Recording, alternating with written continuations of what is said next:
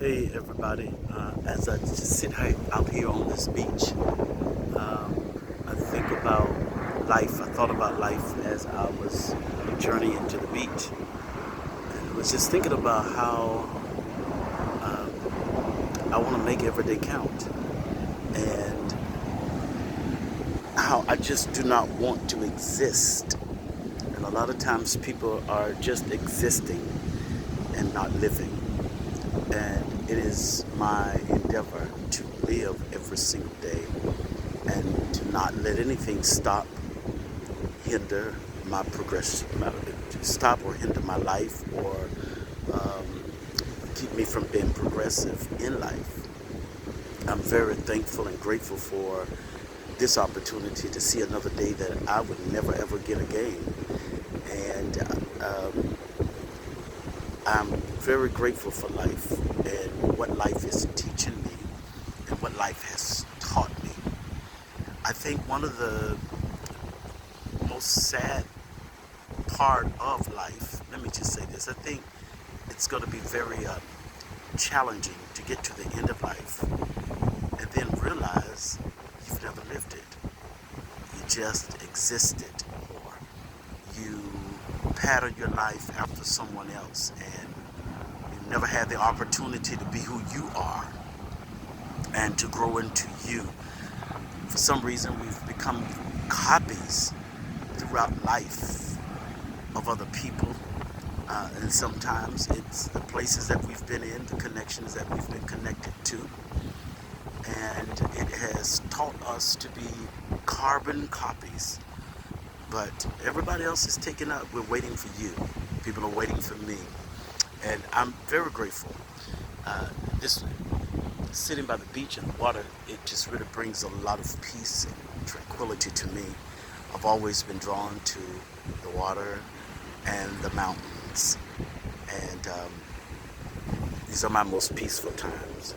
And regardless of the traumas that you've experienced, you can get through them. So through prayer, meditation, counseling, and disconnecting from those people, places, and things that have caused you so much trauma. And everybody has experienced trauma from childhood on up. It's how you deal with it and how you choose to deal with it. I find that most don't deal with it. They just shut down and not talk about it. And they think that's dealing with it. But you're actually suppressing the trauma.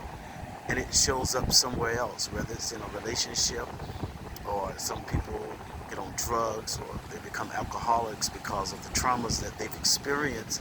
And they do not know how to quite navigate through it because of the voices that we hear, that we trusted around us to tell us how to deal with the traumas, and not realizing until later on they didn't deal with their own traumas. They became silent.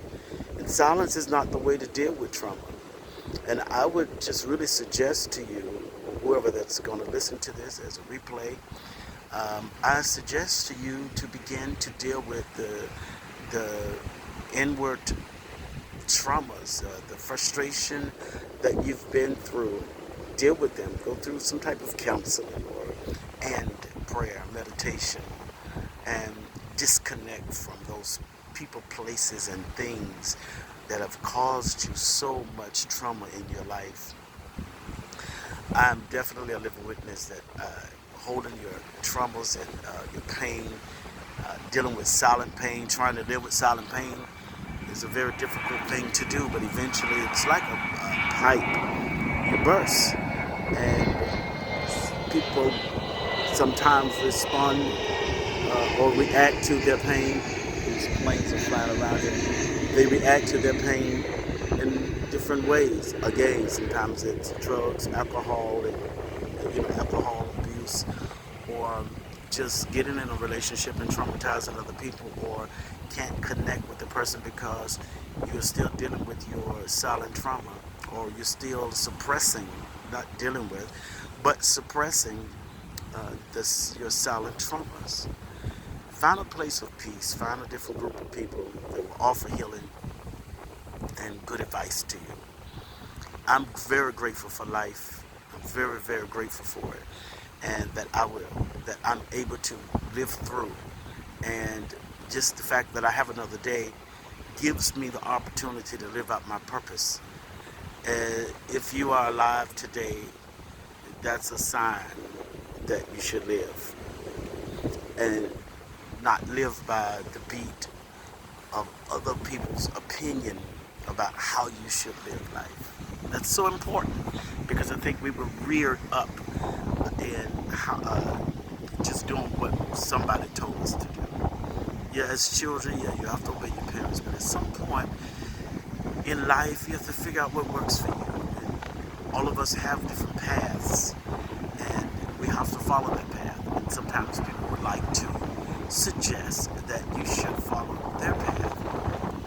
Everyone has a path that they have to travel down. So with that being said and done, please live life, and you don't have to be silent anymore about your traumas that you are suppressing. Be who you are. Talk about it. Share it. You don't have to be bitter.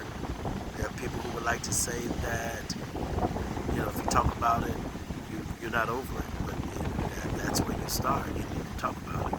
And one of the things I found out in life, especially being reared up in the church as a teenager, which was my most traumatizing experience. That's where I was traumatized the most, as a teenager, growing up in church. There are those who can explain and describe the devil as what they call the devil, or the enemy, or Lucifer, or Beelzebub, or the dark one, or whatever you want. However you describe it, then they should. However you describe it. I learned as I got older that they were so able to describe it to the point about the devil. It's only because they were really giving you a description of themselves. They described who they were and said it was the devil. I didn't know that when I was younger. But as I got older, I realized they were really showing or drawing a picture of who they really were. And you're thinking, or I was thinking, wow, they said this was the devil, this was the devil. And I didn't know I was sitting there listening to the devil, describing himself. People were telling themselves.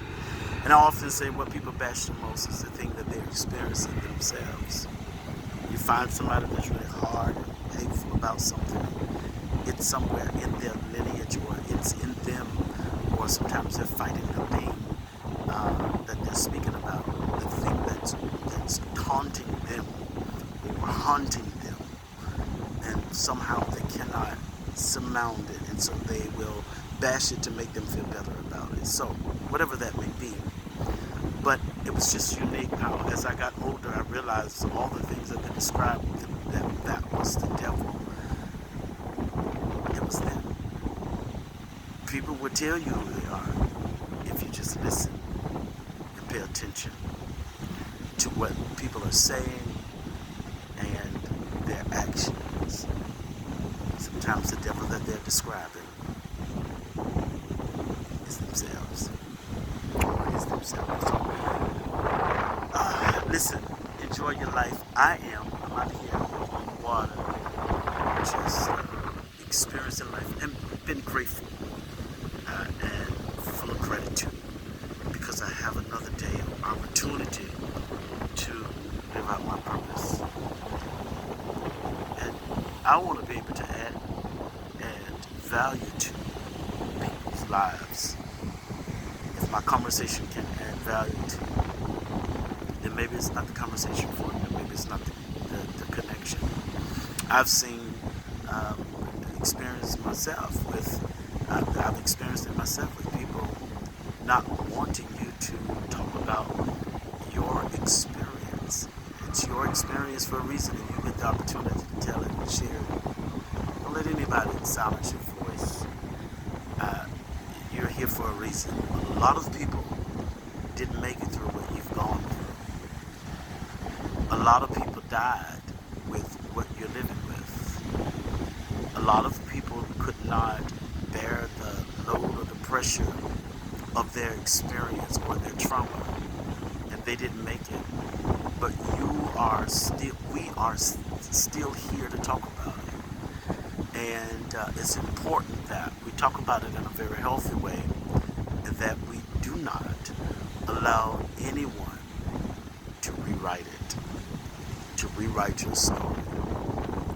There's a lot of manipulation and control and domination out there. And people would like to dominate your story, and they like to be the forefront of your story. And some of them are the forefront of your story because it's them who caused the trauma. But yet, these are the people that would get up and bash publicly what they are doing and have done privately. Beware. And you're here for a reason. We are still here for such a time as this, that we can share our stories to empower others and to show people what to look out for. I'm so grateful. I do not want to get to the end of life just to realize I've never lived it. It's time to live your life. Y'all have a great day. I'm going to continue to enjoy the rest of my time here at the